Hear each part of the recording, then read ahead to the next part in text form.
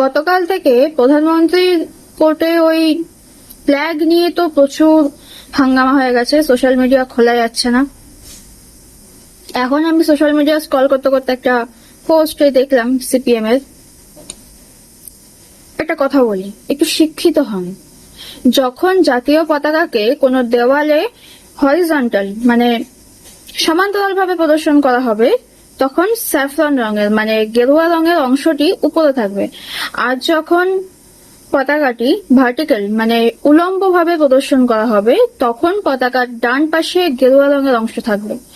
অর্থাৎ পতাকার দিকে মুখ করে দাঁড়ানো ব্যক্তির কাছে এটি বাম দিকে দেখা যেতে পারে। মানে কি বলবো, রেখেছো সিপিএম করে, শিক্ষিত করনি ভগবান, একটু শিক্ষিত করো। সিপিএম গুলোকে একটু শিক্ষিত করো, আর আপনারা একটু শিক্ষিত হন। একটা কিছু পেলাম আর পোস্ট করে দিলাম, মানে বিরোধী দল তো বিরোধী দল মানে বিরোধিতা করতেই হবে, যাই করুক বিরোধিতা করা মাস্ট, বিরোধিতা করতেই হবে।